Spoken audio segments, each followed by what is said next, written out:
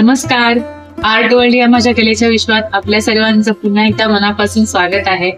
सगळीकडे गणेशोत्सवाची तयारी सुरू झालेली आहे आणि यंदाच्या वर्षी गणपतीच्या आराससाठी अष्टविनायकची फोल्डेबल देवळी फ्रेम ही सगळीकडे ट्रेंडिंग मखर स्वरूपामध्ये आली आहे आणि हा ट्रेंड बरेच जण फॉलो करत आहेत. त्यामुळे माझ्या पण काही कस्टमर्सनी माझ्याकडे विचारणा केली की तुम्ही आम्हाला ही देवळी आरास बनवून देऊ शकता का.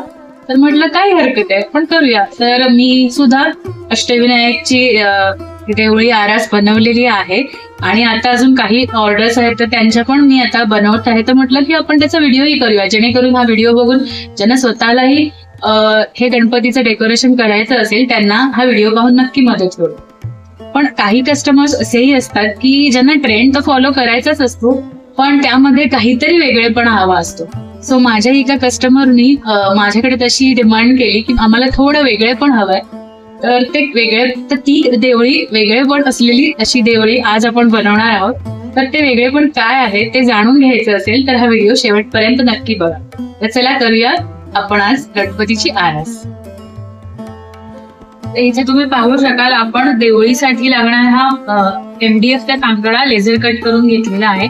साधारणतः आपण घरगुती गणपतीसाठी डेकोरेशनसाठी देवळी वापरणार आहोत, त्यामुळे हा 1 फुटाच्या मूर्तीसाठी आणि ही साधारण 1.5 फुटाच्या मूर्तीसाठी असे हे 2 साईज मध्ये आपण सांगाडे घेतलेले आहेत आणि अजूनही आपण मोठ्या साईज मध्ये बनवतो आहोत क्लायंटच्या रिक्वायरमेंटनुसार. तर इथे जर तुम्ही पाहाल तर हा मधला भाग आहे जिथे आपली गणपतीची मूर्ती बसेल आणि हा जो आहे हे 2 फोल्डेबल फ्लॅप्स येणार आहेत तिथे आपल्या अष्टविनायकच्या 8 मूर्ती राहतील. इथे 8 देवळी दिसते.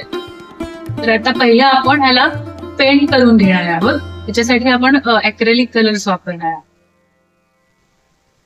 ही देवळी तुम्ही पाहू शकता मी आधीच रंगवून ठेवली होती. ह्याचे जे फ्रंट सरफेस आहे त्याला आपल्याला फक्त कलर द्यायचा आहे. मधला भाग आपण कलर द्यायचा नाही कारण तिथे आपण फॅब्रिक लावणार आहोत. तर ह्याला कलर करून पुढे मी वॉर्निशही केलेलं आहे. वॉर्निशमुळे हे लॉंग लास्टिंग राहील. पण ह्या देवळीचं असं एक वैशिष्ट्य आहे की गणपती उत्सवानंतर तुम्ही ही देवळी भिंतीवर एक फ्रेम म्हणूनही लावू शकता आणि इथे आपण ह्या दोघांना हिंजेसने अटॅच करणार आहोत. त्यामुळे हिंजेस काढून तुम्ही ह्या 2 फ्रेम सेपरेट करून या सेपरेटही लावू शकता. ही मधली सुद्धा सेपरेट लावू शकता. तुमच्या चॉईसनुसार तुम्ही वॉल डेकोर म्हणून युज करू शकता. एक कलर आणि वॉर्निशचा कोट कम्प्लिटली वाळला आहे. त्यामुळे आता आपण ह्या देवळीला मागच्या बाजूने आपण फॅब्रिक लावणार आहोत. तर आपण त्याच्यासाठी आपण ह्या मापाप्रमाणे आधी आपण फॅब्रिक कट करून घेऊया. आपण आपल्या बाकीच्या देवळींमध्ये सगळीकडे खणाचं कापड वापरलंय, पण ह्या कस्टमरची डिमांड अशी होती की त्यांना वेगळेपण हवा होता आणि त्यांना गणपतीच्या मागचा जो मेन बॅकड्रॉप आहे तिथे असं मोर असलेले पैठणीचं कापड हवं होतं. त्यामुळे त्यांची रिक्वायरमेंट फुलफिल करायला आपण सेंटरला हे असं पैठणीचं कापड वापरणार आहोत आणि बाकीच्या बाजूच्या देवळींना आपण खणाचे कापड वापरणार आहोत. सो असे रंगीबेरंगी कापड लावल्यावर देवळी खूप सुंदर दिसते. आपण लवकरच आता हे कापड कट करूया आणि मागे चिटकवूया. कापड चिटकवण्याआधी आपला जो हा MDFचा मागचा लेअर आहे त्यावर आपल्याला हा जो देवळीचा शेप आहे तो पेन्सिलीने आखून घ्यायचा आहे, जेणेकरून आपल्याला तेवढ्या भागावर मागच्या बाजूने कापड चिटकवता येईल. सो असं पूर्ण मार्किंग करून घेऊन मगच आपण ही देवळी बाजूला करूया. तर आपल्याला इथे एवढ्या भागावर कापड चिटकवायचंय. सेम असंच आपण ह्या छोट्या छोट्या देवळींना सुद्धा आतून पेन्सिलीने मार्किंग करून घेऊया आणि मग आपण कापड चिटकवू. वरची रंगवलेली देवळी बाजूला केल्यानंतर इथे आपल्याला मार्किंग केलेला भाग असा मिळाला.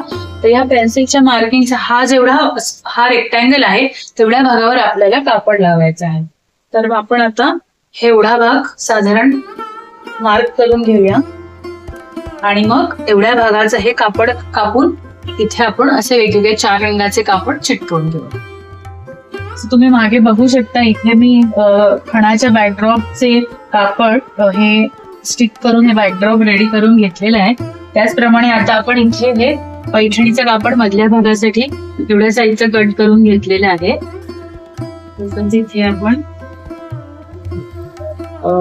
बाजूला आपण बाजूच्या देवळींमध्ये हे खणाचे कापड लावणार आहोत.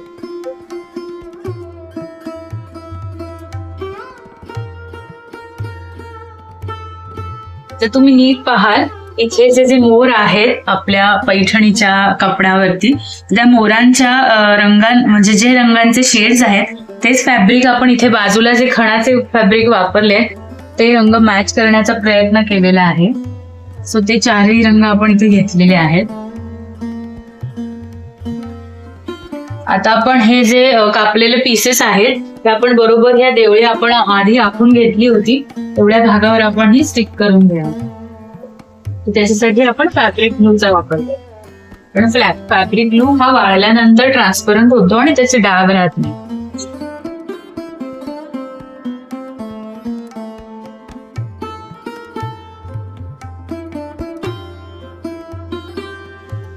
आणि हे फॅब्रिक आपण कट केल्यानंतर, हे तुकडे कट केल्यानंतर आपण त्याच्यावरून इस्त्री फिरवून त्याला छान प्रेस करून घेतले. त्यामुळे त्याच्यावरती ज्या काही घड्या असतील, फोल्ड झालेले असतील तर ते राहत नाही आणि फॅब्रिक व्यवस्थित सपाट होतं. आणि अशा प्रकारे आपण हाताने व्यवस्थित स्ट्रेच करून घ्यायचं म्हणजे ते एकसारखं चिकटतं. आता अशा प्रकारे आपण हे सगळे फॅब्रिक स्टिच करून घेऊया. ते झाल्यावर अशा प्रकारे दिसते. तर तुम्ही पाहू शकता आपले सगळे फॅब्रिक लावून झालेले आहेत. चारही रंगांचे कलरफुल असे हे खणाचे कापड. त्याचबरोबर आपण मध्यभागी हा पैठणीचा कापड लावलेला आहे. तर हे सेंटरला बरोबर आपले मोर छान खुलून दिसत आहे. आता हे आपलं लावून झालं. आता यावर आपण आपली जी रंग ही ऍक्रेलिक पेंट केलेली ब्राऊन कलरची फ्रेम आहे दिसते.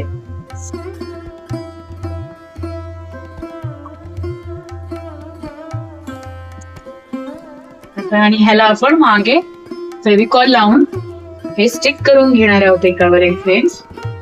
आता आपण इथे फेविकॉलने ह्या फ्रेम्स चिटकवून घेतलेल्या आहेत. आता आपला महत्वाचा भाग तो म्हणजे ह्या देवळींमध्ये आपल्याला डिझाईन्स फिक्स करायचे. तर आपण बघितलं की आता सध्या ट्रेंडिंग मध्ये ह्या देवळीमध्ये अष्टविनायकचे 8 गणपती लावले जातात. जसं मी तुम्हाला व्हिडिओच्या सुरुवातीलाच म्हटलं होतं की यांना काहीतरी डिझाईन मध्ये युनिकनेस हवाय. तर एक युनिकनेस आपण असा केलाय की इथे आपण खणाच्या कापडाऐवजी पैठणीचं बॅकड्रॉप लावलंय जे खूपच एलिगंट दिसतंय. आणि दुसरं म्हणजे इथे आपण अष्टविनायकांच्या ऐवजी या देवळींमध्ये शुभचिन्ह लावणार आहोत, जेणेकरून गणपती नंतर ह्या 2 फ्रेम्स आहेत त्यांना त्यांच्या देवघराच्या बाजूलाही लावता येईल.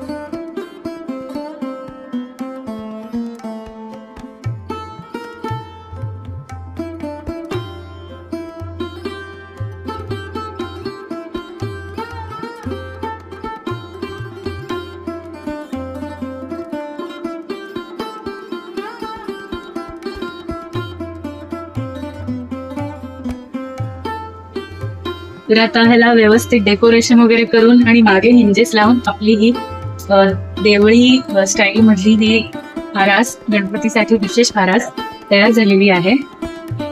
ही 2 फुटाच्या मूर्तीसाठी योग्य आहे. ह्याची साईज आहे, हाईटला हे 3 फूट आहे म्हणजे 36 इंच बाय आडवी 50 इंच आहे. यात आपल्याकडे 1 फुटाच्या, 1.5 फुटाच्या, 2 फुटाच्या मूर्तींच्या वेगवेगळ्या साईजच्या ह्या अशा आरास आपण केलेल्या आहेत. आणि ह्या हिंजेसमुळे अशा मागून तुम्ही इझिली फोल्ड करूनही नंतर गणपती नंतर ठेवू शकता किंवा ह्या फ्रेम्स वेगळ्या करून तुम्ही भिंतीवर लावूही शकता. इथे आपण शुभचिन्ह वापरले आहेत, जरा वेगळं आहे. तर कशी वाटली तुम्हाला ही आरास? आवडली असेल तर व्हिडिओला नक्की लाईक करा आणि चॅनलला सबस्क्राईब करा. आणि तुम्हाला जर तुमच्या गणपतीसाठी अशी सुंदरशी आरास हवी असेल तर तुम्ही माझ्या नंबरवरती नक्की मला कॉन्टॅक्ट करू शकता. सर्वांच्या सर्वांना मनापासून शुभेच्छा. धन्यवाद. गणपती बाप्पा मोरया, मंगलमूर्ती मोरया.